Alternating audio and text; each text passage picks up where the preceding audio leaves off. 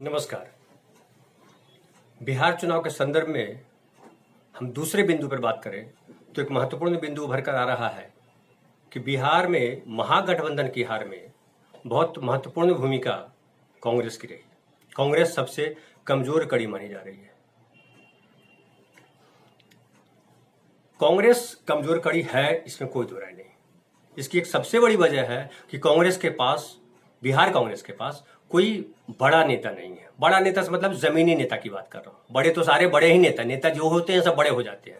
वो अमीर हो जाते हैं, वो दिल्ली में रहने लगते हैं, वो पटना में रहने लगते हैं, वो जनता के बीच नहीं रहते हैं। 70 साल का अगर इतिहास देखिए कांग्रेस का या दूसरी पार्टियों का भी देखिए तो ज्यादातर पार्टियां जो है उसके नेता जब हो जाते हैं, जो चर्चित हो जाते हैं, वो दिल्ली या राजधानियों में सिमट जाते हैं। जनता के बीच उनका संपर्क बहुत कम रह जाता है। इस मामले में वामपंथी दल हो या बीजेपी हो वो थोड़ा बेहतर है, क्योंकि वो कैडर बेस्ड पार्टी है। लेकिन कांग्रेस के साथ बुरी गति ये रही कि कांग्रेस जब 77 के बाद या कहिए 1980 में जो कांग्रेस रिवाइव हुई तो फिर कांग्रेस वहां से बिखरती चली गई। इंदिरा गांधी थी तो थोड़ा संभाला भी, और जो राजीव गांधी के समय जो वोट मिले वो इंदिरा गांधी के मृत्यु के बाद का जो असर था उसका असर रहा। लेकिन कांग्रेस के जो वोटर थे वो बंटने शुरू हो गए। कांग्रेस के वोटर ही समाजवादी पार्टियों में चले गए, कांग्रेस के वोटर जनता पार्टी में चले गए, कांग्रेस के वोटर दूसरी पार्टियों में चले गए। बीजेपी भी, इवन जो बीजेपी है उसमें कांग्रेस के वोटर है। सवर्ण पहले कांग्रेस के अस्थायी वोटर हुआ करते थे, आज वो सवर्ण बीजेपी के वोटर है। मुस्लिम पहले कांग्रेस के वोटर हुआ करते थे, वो बिहार में जनता दल के वोटर है। जनता दल यानी राष्ट्रीय जनता दल के वोटर है वो।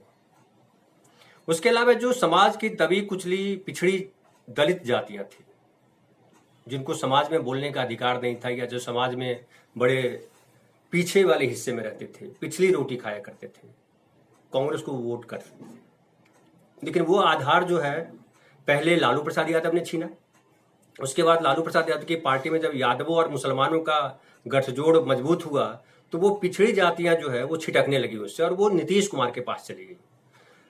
तो कांग्रेस को मजबूती देने के लिए जरूरी है कि आप जो है स्थानीय नेता ऐसे तैयार कीजिए जो नेता जन समस्याओं को लेकर के काम करे। समझिए कि पिछले 30 सालों में कांग्रेस ने क्या किया। अगर इसका आकलन करते हैं तो देखते हैं हम कि कांग्रेस ने लालू रिजीम में भी लालू के पीछे रह करके बैटिंग की, कहीं वो उतरे नहीं।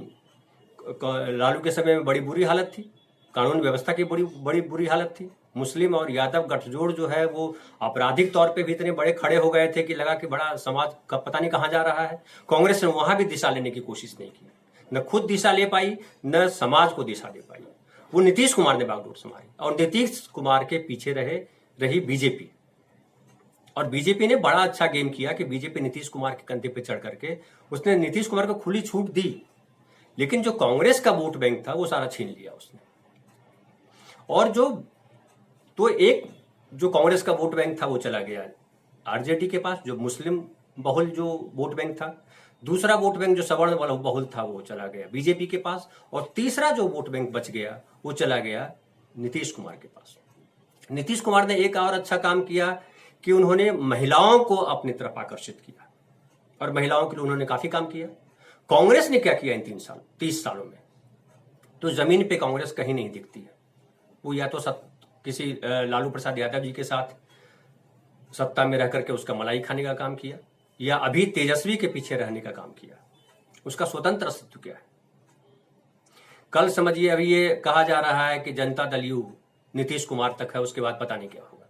मुझे लगता है ये बिल्कुल सही आकलन है, और जनता दल के जो वोटर है कांग्रेस उस पर निगाह रख सकती है, क्योंकि जनता दल यू में मूल वोटर जो है, और नीतीश कुमार की ताकत भी यही है कि पिछड़ी जातियों में ये जो यादव से के एंटी जो जातियां हैं, या यादव से जो दबी हुई जातियां हैं, या यादव से डरने वाली जो जातियां हैं, वो जातियां नीतीश कुमार के साथ है। कहार है, दूसरे और धानुक है, कुर्मी है, कुशवाहा है, नाई है। इसके अलावा दलितों में भी देखिए कि जो धोबी है, जो पासी है, जो चर्मकार हैं, जो मुसहर हैं, वो सारी जातियां, जो मलाह जातियां भी, जिससे कि बीजेपी के और जेडीयू के अलायंस में निषाद जो है साथ है।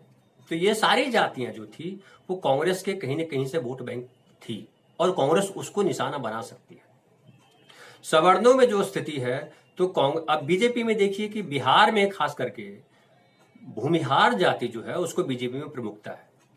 कांग्रेस पार्टी भी जब शुरू हुई थी आजादी के बाद तो भूमिहार का वर्चस्व था। बाबू श्री कृष्ण सिंह जो है 10 साल चीफ मिनिस्टर रहे, जो भूमिहार रहे, और उस क्रम में एक रहा कि राजपूत और भूमिहार का कॉम्बिनेशन हमारा कर रखा था। अनुग्रह नारायण सिंह साथ थे, लेकिन फिर समय के साथ जो है भूमिहार मुख्यमंत्री तो आगे हुए, लेकिन जो राजपूत मुख्यमंत्री हुए उनको बहुत बाद में लाया गया, सत्येंद्र नारायण सिन्हा के तौर पर उनको लाया गया, जो एक भर्ती के तौर पे थे कि हम एक बैलेंस कर रहे हैं। तो जो जातीय समीकरण साधने में कांग्रेस पार्टी मजबूत हुआ करती थी पहले, वो आज बिल्कुल कहीं नहीं दिखती है। उसके पास अभी जो है कि एक बात तो जान लीजिए कि बिहार में आने वाले समय में भी पिछड़ों की ही सत्ता होगी। पिछड़े या दलित जो है उन्हीं की सत्ता होने वाली है। अगर सवर्ण जो है सत्ता में सहभागी हो सकते हैं और सवर्ण को अगर कोई मुख्यमंत्री बना सकता है तो वो बीजेपी बना सकती है या कांग्रेस बना सकती है। सवर्ण अपनी ताकत पे मुख्यमंत्री बिहार में नहीं बन सकते। जैसे एक उदाहरण लीजिए कि कांग्रेस पार्टी ने अब्दुल गफूर को चीफ मिनिस्टर बनाया था। आप याद कीजिए कि 70 साल के इतिहास में क्या दूसरा कोई मुसलमान चीफ मिनिस्टर हुआ बिहार में, जबकि मुसलमान जो है वहां काफी बड़ा, उनकी संख्या बहुत है, 14 से 17% के आसपास कहा जाता है। तो 17% आबादी वो बीजेपी काल में तो और देखिए कि वो एकदम अलग थलग पड़े हुए हैं। जब तक बीजेपी की सत्ता रहेगी या जब तक बीजेपी ताकतवर रहेगी, हमें नहीं लगता कि मुस्लिम वहां पे कहीं कुछ असर अपना दिखा पाएंगे। या कल बीजेपी जब सत्ता में आ जाए और उसको लगे कि हम जो है ताकतवर हैं, तो कांग्रेस वाले फॉर्म में, कि कांग्रेस ने जिस तरह से मुसलमानों को प्रोजेक्ट किया या जिस तरह से दूसरी जातियों को प्रोजेक्ट किया, वैसा बीजेपी करेगी। मुझे वो दिख रहा है कि बीजेपी कांग्रेस के पैटर्न पे ही जाने वाली। लेकिन कांग्रेस कहां है? तो कांग्रेस को उनके अपने नेताओं को जमीन पे उतारना पड़ेगा, एक रोल मॉडल खड़ा करने। समझिए गांधी ने कहा था कि जो है कांग्रेस के कार्यकर्ताओं को गांव में बिखर जाना चाहिए, गांव में जाना चाहिए, गांव में काम करना चाहिए। देखिए अभी नीतीश कुमार के शासनकाल में कई चीज अच्छी हुई, सड़क बनी, बिजली आई, कानून व्यवस्था भी ठीक ठाक है। लेकिन जो सबसे बड़ी समस्या नीतीश सरकार में रही वो नौकरशाही की रही, रिश्वतखोरी की रही।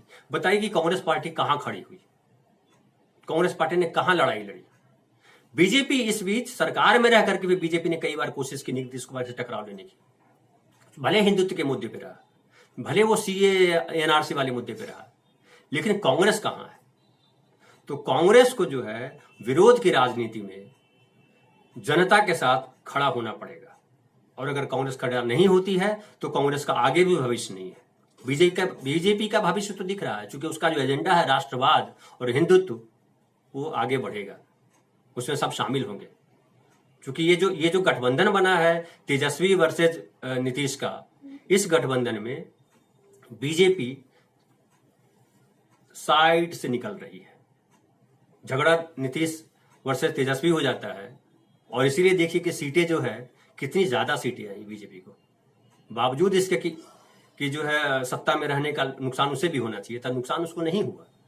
तो ये समझना है कांग्रेस को, और कांग्रेस जब तक इस राजनीति को नहीं समझेगी, इस राजनीति को जमीन पर नहीं उतारेगी, अपना रोल मॉडल नहीं खड़ा करेगी, तब तक कुछ नहीं होने वाला है। धन्यवाद। कल हम तीसरे बिंदु पर बात करेंगे। धन्यवाद।